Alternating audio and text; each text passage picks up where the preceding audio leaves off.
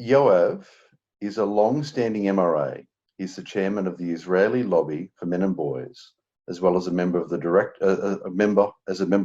board of two Israeli fathers NGOs, where he manages the research and information department campaigning for the rights of men and boys in the country. Except for his activity in the lobby and the NGOs, Yoav focuses mainly on the academic field and is currently researching feminism, gynocentrism, and misandry, as well as female sexual and domestic violence against men.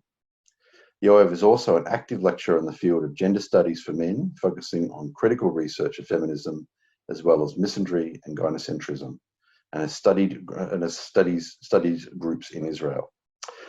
Yoav worked with the Voice for Men to reveal the identity of a false accuser in Cyprus.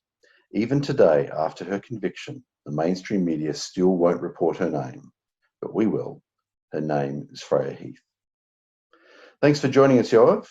We've known each other online actually for Hi. a few years, but we haven't had an Yes, opportunity to meet in person before. yes, at least a few years, and I hope when all the Corona pandemic craziness is over, that maybe we can meet in person. That'd be fantastic. I've actually visited Israel before, and I would love to go again one day. So if I do find myself in your part of the world, I'll absolutely look you up, and we can certainly meet up. Yes, and maybe I'll come to Australia, which was also I wanted to do at some day. So let's hope it's over as soon as possible and we can meet. Absolutely. So we're going to talk about a couple of things today. We're going to talk about gynocentrism, and we're also going to talk about the situation for affecting men in Israel. So, all right, let's begin. So first of all, I'm interested to know, how did you find yourself in men's rights? Yes, this is a long story. I'm not sure that I can cover all of it in such a short interview, but it's almost over a decade now, I think. I don't believe in accidents, but somehow when I was 38, I had the breakdown. Mhm. Not an easy life. I started a path of inquiry. First of all, it didn't have nothing to do with men's issues. It was a long journey. I partly came to Buddhism to work on myself, and then I started a self-inquiry. And the more I worked on it, I saw, I started to evidence all the problems that we are talking now. I saw that it had a huge impact on me, at least on my problems, and it started somehow I started to research it Mhm. and go into more and more details. At some point when I was researching over the internet, I came across a group of John Davis, as I think you know him. Yes. It was about female sex predators, and I was quite fascinated by the group, and I just thought, okay, I'm an information space specialist, so I will give them a few things, information, stories, and I started to post them in the group. One day I found myself as in the main of that group, and everything else became in history. Mhm. I started to work more and more on this. I focused from the beginning on research because I have the tools. I somehow saw that we don't have the proper answers to feminism. We can't answer this, not enough. And because I'm a student of Thomas Kuhn and I believe in this theory, so I understood quite early on the path that we need to change the paradigm scientifically. And I started to research it from the beginning. It was an empirical research. Then I started to write researches, to write my books. They still are not published. And this is really in general how I come to the men's rights. I run today 4 websites. I think the English one you've already seen. Now I have 3 websites in Hebrew. We have the lobby, so I'm working research and also doing some publicly a lot of working publicity and so on. Fantastic. So today we're going to be talking about gynocentrism, but and so that people who are watching the video can understand, can you please give us a quick overview of the basics of gynocentrism before we move on to the new theories you're talking about?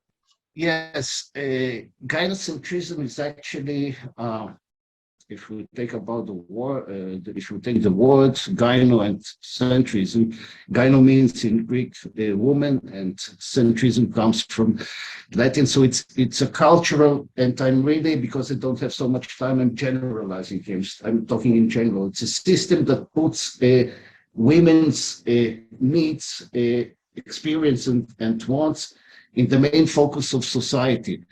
And that's what it means. Traditionally or originally, this was what kind of, or the way how gynocentrism was described. A society that is putting women in the main focus. Traditionally, we talked about three forms of three stages of gynocentrism, which is gynocentrism 1, 2, and 3. Gynocentrism 1 is what we can describe or label as evolutionary or biological gynocentrism. It means the woman as natural and sexual selection.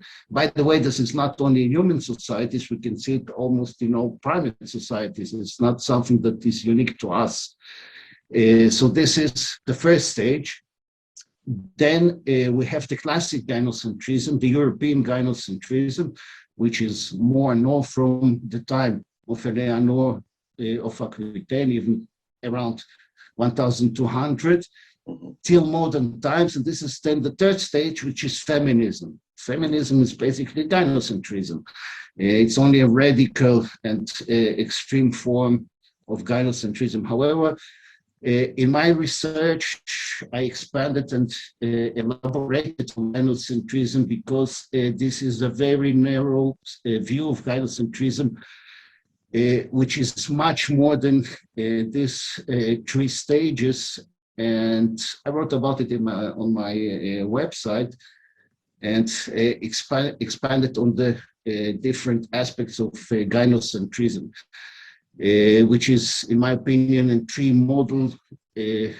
three-dimensional model, which includes historical gynocentrism. This is what I described right now, the three stages of biological classic gynocentrism and feminism, but it has also some other aspects to it, which are more, if you want, we can coin it as metaphysical or psychocognitive gynocentrism. Those are different aspects. And in my research, I'm going more and more into those details to give a more fuller version and understanding of gynocentrism and why it is so rooted in human history and experience. So one of the debates among people, because the concept of gynocentrism now is really one that is spreading. 5 or 10 years ago, you would have only heard MRAs talking about it. Now I've actually seen it mentioned in the mainstream media, which is fantastic. One of the real debates that occurs, though, is the extent to which it is innate and the extent to which it is learnt. And you talked a little bit about that when you're talking about the first level and second level and so forth. What's your feeling on the extent to which it is innate into human nature, and also the extent to which it is cultural? I think it's a good question, and it's very important to understand it. Gynocentrism, in that sense, has two levels. And in order not to sound like a feminist or leftist communist, there are two parts or two stages of gynocentrism. This is a biological deterministic reality of gynocentrism, and that is what I describe as evolutionary biological gynocentrism. I even go as further as to write about the prenatal stages of gynocentrism, because today in research we know that fetus and humans, they are influenced by the mother, so there is evidently a certain influence. So this is, in my opinion, the prenatal stage and birth and biological, the biological side, they are more deterministic. Again, we can see it also in other primate societies. So this is not, at least I believe, this part is not something that we can change, because gynocentrism at this level is something that ensures the survival of the species. It needs to be here. Again, it's not only in humans, but you can observe this also in primates, and primatological research proves this. The female, also in the primates, that is the natural and sexual selection there. So I don't believe this can be changed. However, there is another level to gynocentrism, and that is something that we learn. This is conditioned by society. This is conditioned not only on a collective level of society, but also, if you want, the familial level. In my research, I'm going into such aspects as private gynocentrism and public gynocentrism. For example, when we take the historical realm of gynocentrism, it operates, if you want, on top of this private and public gynocentrism. But the private and the gynocentrism is the basic cornerstones, and for a reason, where this everything develops from there. Okay, so in that realm, we can change a lot, and there are different ways to cope with it. So I don't think it's not completely deterministic. You can, in social realm where you learn stuff, you can either unlearn, you can balance, or you can leave the matrix. For example, MGTOW choose to leave the matrix. This is an option. You see, and MRAs, they're trying to change and make adjustments to the system. This operates on the level of historical gynocentrism. The question is, what should we do? This is a legitimate debate. I think everyone has right points to this side and the other side. As long as you do not dwell, in anger and hate, you can leave also the system. I think it's appropriate if that's what you want. But there is also logic to say, okay, I'm staying here, and okay, I can't change it completely, but I can make adjustments, and I can make the system more balanced so that men can participate in it. So this is the distinction that I'm making here. So when you talk about private gynocentrism and public gynocentrism, are you referring to the private sphere as in the home there, and public gynocentrism is yes. public space? Of course. When I'm talking about the private gynocentrism, I'm referring mainly to the domestic unit. Why? By the way, we can take as an example, there are many researchers. We can talk about Durkheim. Emil Durkheim is the founding father of sociology. We can talk about even Carol Rogers. But Durkheim says an interesting thing. He, not as he is described today, Durkheim was actually anti-feminist. He was not a feminist. And he was supporting actually patriarchy. He said many MRAs are not supporting. He supported patriarchy because he said the right thing. If there is a patriarchy, it's actually good for women. It's not good for men. It's what they call the gynopatriarchy. And he gave an excellent example of the Roman patriarchy and the Roman matronita, the wife and the mother in the Roman family, which was the center of it. And from here, the woman takes a lot of privileges and takes a lot of power. By the way, today you can observe that very much in Jewish culture, this position of the woman in the family, the wife, you can, on Shabbat, for example, we sing the woman of Valor, and it really praises the woman, and she has a very, very special place, and the power of the woman comes from the domestic unit. Now, the domestic unit itself is very important. Why? Because if you want, gynocentric upbringing takes its root in the house. If you think about it, I advise people to ask themselves, where do they know all their ideas about the world, the concepts about the world? Where did it start? Just do a kind of meditation and go back in time and try to understand where did you get it. So I will make it shorter. At the end, when we are born, I spoke about prenatal stages where we are influenced by the mother. But when we are born, we are normally educated by, it's normally a female from the family. It's the mother at the beginning, it's the aunt, the sisters, the grandmother. So you are surrounded by women, more by women. Later in the school or in the kindergarten, it's again women. I think the first time that men actually are conditioned for more in a male society collective, it's actually when they go to the army or the work. But at 18, you have already a strong heritage that you inherited from your mother. So it's not really that all the males there, they have this gynocentric heritage or baggage when they come together. So it doesn't say anything. And this comes actually from the domestic unit. So the domestic unit is the place where gynocentric upbringing begins and operates. It's the place where your identity as a man, or in general, just general identity, takes place. It's formed there, and it's formed by women. For example, even male stereotypes as beta and even alpha males, actually, this, and you can see it, by the way, in primates, in the nature too. This is actually a male reaction to female conditioning. Mm-hmm. Both types of archetypes. So this everything happens in the domestic unit. Female privilege stems from the domestic unit. The woman which gives birth and takes the risk of giving birth. The woman is the one who is like a treasurer of the house. The man brings the salary, but normally because of this position, the woman decides she controls the resources in the house, which are the most important resources, because they are infinite, not infinite. So she controls this everything, and this gives her a lot of power. This everything happens within the domestic unit. So this is very, very important. And as Durkheim says, it stems from the domestic unit, from the family, which gives the woman this advantage.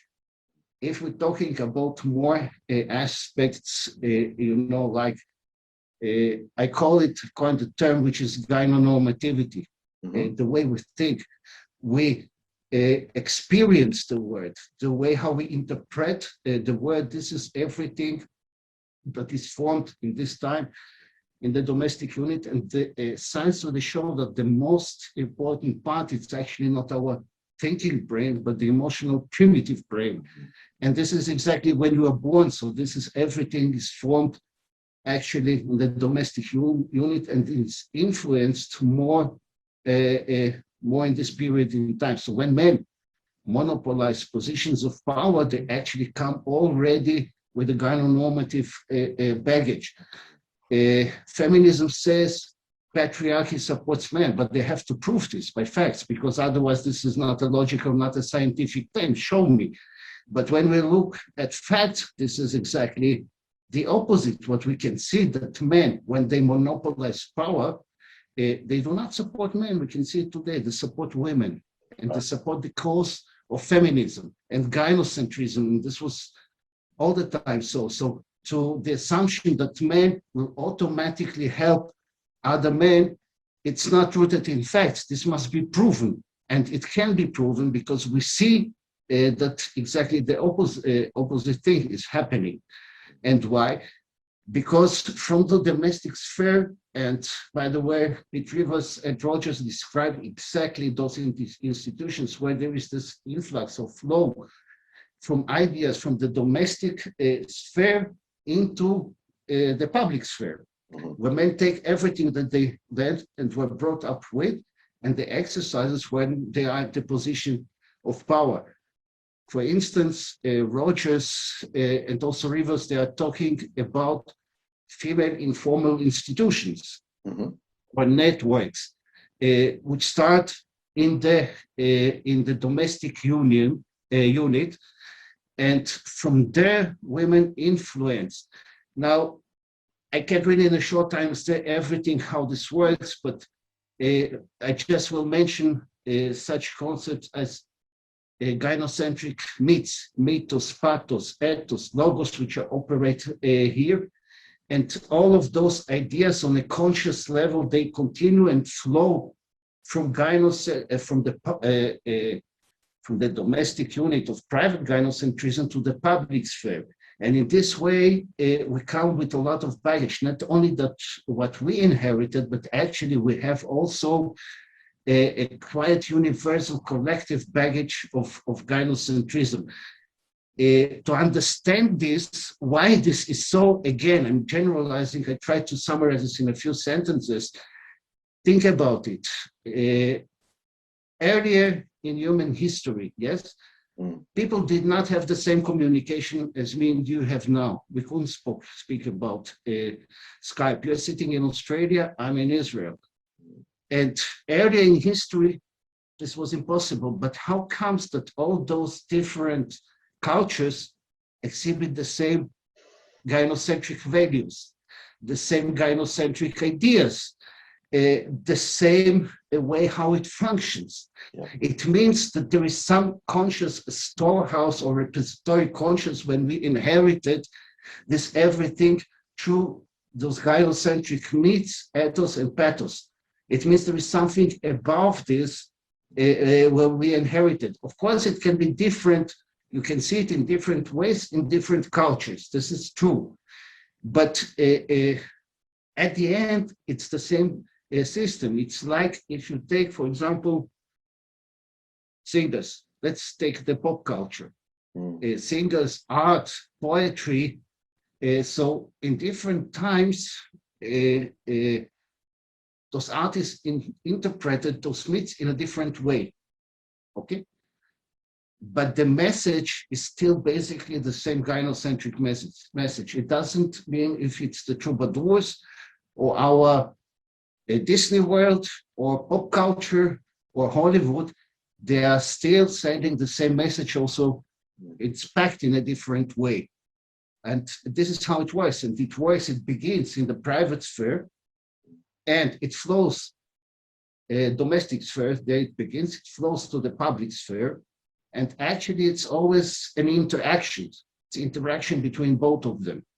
You see, there are laws that govern the public sphere, laws that govern the public sphere, and there are laws that govern this interaction. This is, by the way, true also in general. When I talk about the historical side of gynocentrism real, or I'm talking about the psychocognitive or the metaphysical side, it's the same, actually the same workings, if you want. There are laws for each real, there are laws that govern the interaction of everything. And this is why, as I told you, it doesn't matter where you are. In Africa, in Australia, it's at the end the same gynocentrism. It looks differently, but when you research, you can see that this is the same gynocentrism. No, that's a very good point, actually. So, yes, I think that you're absolutely right when you're talking there about the tendency of when people are being brought up, it's those female influences right through the early life. Some people have made the point that whether or not a person is violent or not will be determined by their early life experiences, and that almost exclusively is in the realm of women. So by the time, as you say, they get to become adults, they are already have those ideas fully formed. You mentioned, of course, by the way, no, look very often at the reaction we as MRAs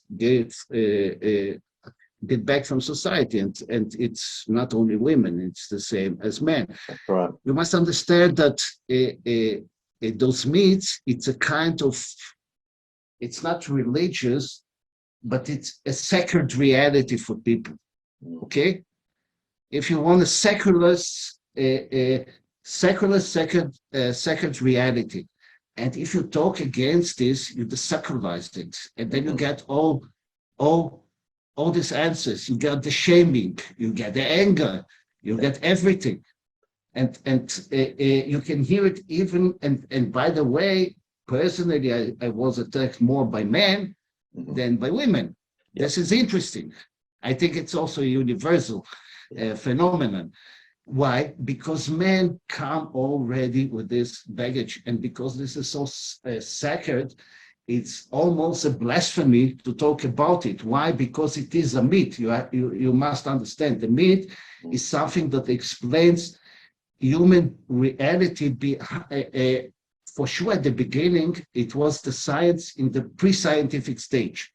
Okay, and it tried to explain all what we see of our values, what we need, the taboo aspects, the clandestine aspects of reality, and gynocentrism operates on this level. It has to operate on this level. Most of gynocentric myths, they are, by the way, either ethological, historical myths, or psychological myths. Why? Because they need to explain this reality, and not only to explain, it must bring you to do those things. It explains you the values, and it says, okay, this is what you have to do. And this is why this is so hard. First, it is inherited in our reality, but it's also hard to fight against this. It's like fighting almost against religion. This is impossible. Also, in China, they said there was no religion, but you can see also in the Soviet Union, once communism fell, okay, it was the fall down, and then all this reality came back to the surface. You can't really eliminate it completely. It's impossible. And that's why gynocentrism is so strong. And I think we must acknowledge this in order to handle this in the right way, because I think there are aspects we cannot just eradicate them, but we can make adjustments, and we can make the society better for men, so that they can live, that they can marry, and we can make the small adjustment that you just have to understand how it operates. To say it's historical, classic, and feminism, it's not enough. You have to understand why feminism is today so strong, because what they did, I'm telling you this between of us, this was genius, because they took already existent elements, and the feminists used them to their advantage. They didn't invent practically anything, but they used the existing matrix against us and took it to extremity. So what we need to do is to balance this. No, it's very interesting. So we could talk about gynocentrism actually for hours, I think, and I think you and I probably should talk about it more actually. But I'm going to move on to the situation in Israel now. Men around the world are suffering, but it really seems to me, looking at as someone looking out from the outside in, that men in Israel really do find themselves in a particularly poor position. So could you tell us some of the problems that men are facing in Israel today? Yes, first of all, I think that what is important to understand, usually in public discourse, when it's true in general, also to other religions, for sure to Abrahamic, from the Abrahamic tradition. And when you mention Judaism, so you think of a patriarchal system. And this is what is hard to understand, because the patriarchy in itself is one of those myths that I told you. There are many myths that surround gynocentrism. Patriarchy is such a myth, and it exists at the facade of everything. But as I told you, gynocentrism is a covert and clandestine side to it, and it operates behind this facade of patriarchy or whatever there is. And you can see it very good in the Jewish tradition, but I'm sure you can find it in other religions too, because Christianity and Islam, in a way, they came out from Judaism. And by the way, Judaism did not invent gynocentrism. It's actually gynocentrism, if you already followed me, it exists, it's more or less since human history started. So it's also in nature. So it's not a Jewish invention, gynocentrism. You can I have traced it back almost to the first apes and primates. And you can see this gynocentrism in Indian Valley before Brahmanism. And I trace this actually historically and also geographically, how it expanded from Africa, the first man, over Asia, India, and then to Europe. But this is not now the discussion. What I'm saying that you can see it in Judaism very good. And you can see also the flow of these ideas. Take, for example, the Jewish marriage, okay? I'm not sure that if you are familiar, I think you once wrote an article about it. When a Jew marries, he writes a ketubah. This is a kind of contract between him and the woman that he marries. Now, the ketubah, it has actually two sides. It is a legal contract, but it has a legal aspect on the personal level, and then it is expanded. This is what I said, this is the domestic unit and private gynocentrism. And then you have the other side, the legal ramifications when it comes to the public gynocentrism. So when he signs a ketubah, this is interesting. Actually, in the ketubah, that is a legal contract, the man is the only one that is legally responsible for everything. What it means is actually that is a female privilege. The female privilege arises from here. What is a privilege? It comes from private, and etymologically, privilege is private, and legis in Latin. It means a special law. It comes from ex legis. It means that once you are exempted from the law, you are a privileged person. So if you look at the ketubah, actually the woman is privileged because she does not have to do anything. Feminists say the man buys the woman, but it's actually the opposite. The woman buys the man, you see, because she's privileged. And what does he have to do when he signs the ketubah? He has to support her financially, okay? He has to take care of all of her material and other needs, and he needs to satisfy her sexually. And that's the last one is the most interesting thing. This is laughable because it's not the woman that needs to satisfy the man sexually, it's the man that needs to satisfy the woman. Now, she can divorce him if he doesn't do this. Otherwise, it's much more difficult. So, of course, in religion, they say God will punish, but this doesn't interest me. I'm looking at what happens here and now. And here and now, if the man doesn't do what he needs to do, he is punished. He can divorce him. And when she divorces him, you know what happens. He has to pay alimony. He has to pay child support. And his life is practically ruined. Now, when we talk about this in Judaism, there is very interesting thing. When, for example, a man divorces his wife, he has to, it depends on the level they lived. If they were high status pay, he has to pay more, and he has to pay this all the time. Even if she marries a new man, he continues to pay the same.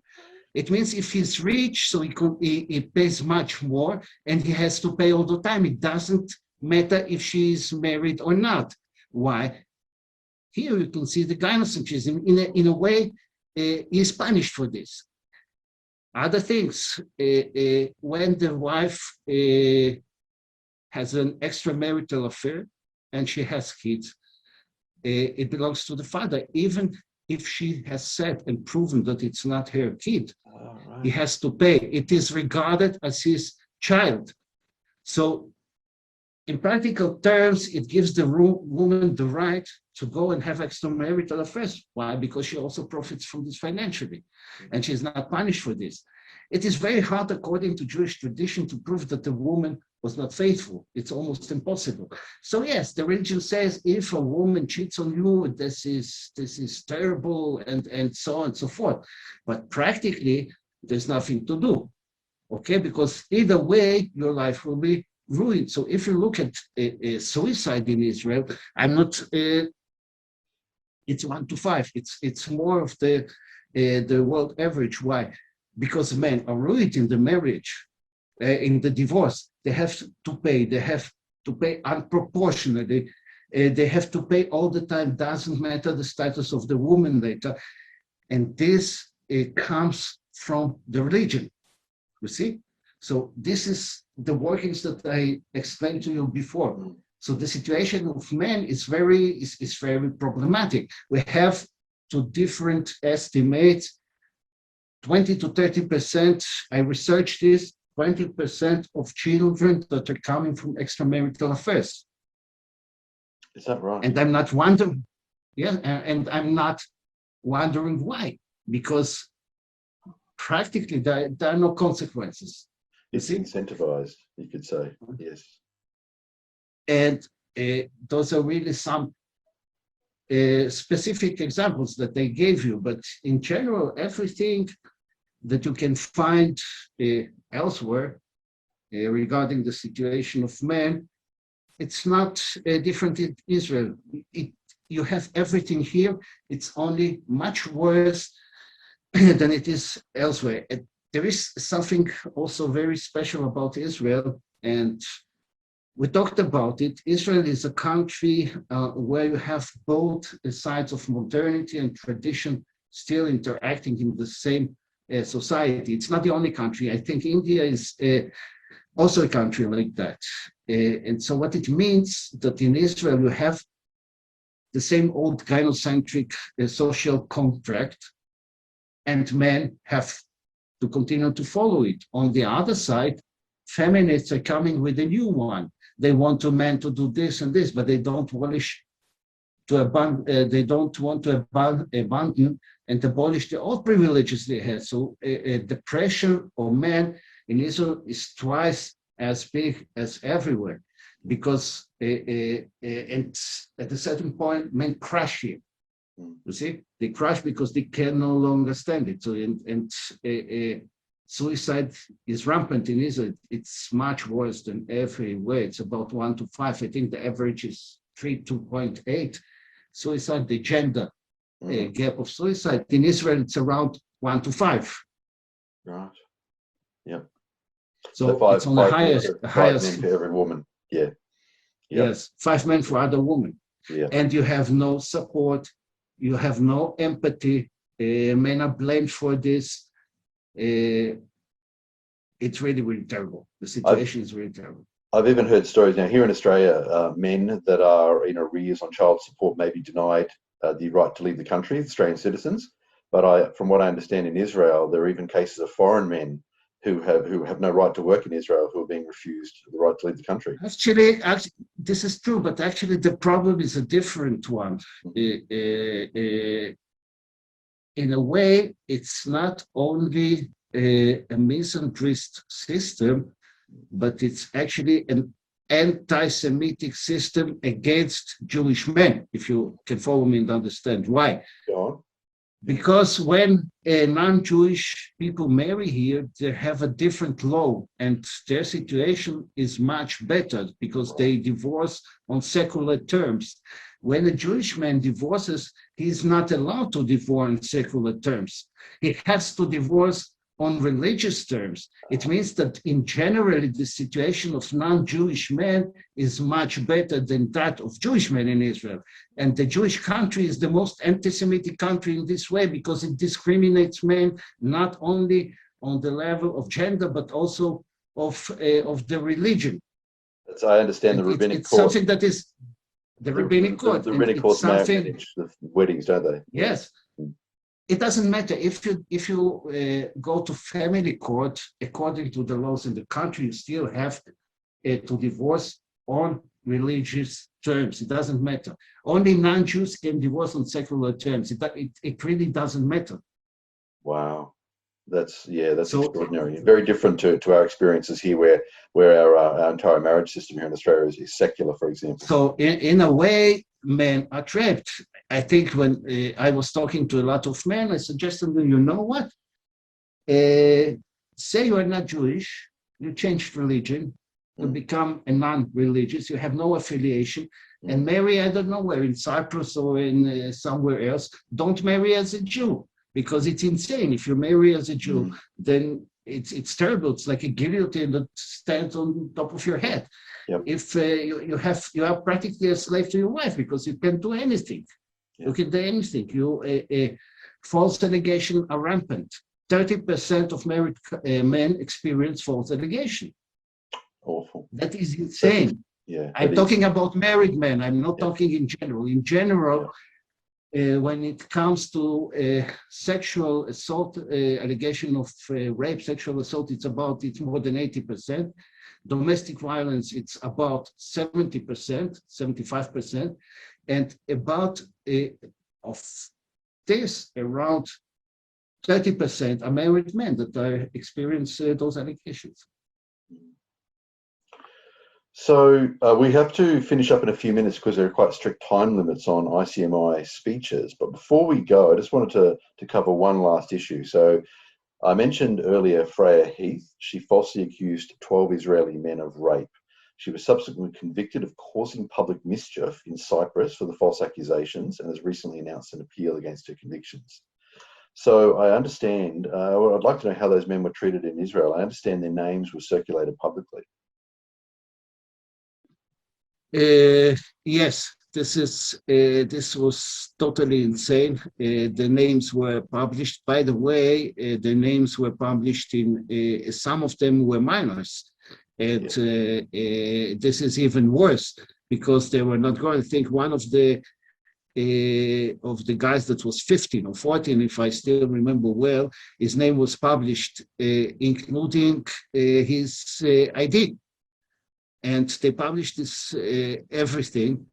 But this is Israel, men are guilty, it doesn't matter what. I'm sure that if this happened in Israel, because we have to salute to the courts in Cyprus, they did the work. I talked with John Davis, he's an international lawyer, he speaks Greek. He translated for me a few of the things. And he knows the system there, and the system in Cyprus is okay. If this happened in Israel, I'm sure they were convicted for nothing, because this is how it works in Israel. It doesn't matter if you are guilty or not, you are convicted. And yes, it ran. They published the names, they published the IDs, everything, and that's what's going on in the country. The whole case has been absolutely extraordinary from beginning to end, and it's not over yet. She's appealed her conviction now, and I believe that by the time this video airs, I believe the Cypriot courts would have dealt with that. So we need to finish up. As I said, we do have quite strict time constraints. Okay. Thank you very much, Yoav. This has been absolutely fabulous, and it's lovely to be able to sit down and have this chat. Yeah, and thank you too. I'm happy to be able to give you this view and a little bit to talk about the situation. And it's something we should definitely pursue more in the future. Thank you. Definitely. Thank you. Thank you. Bye-bye.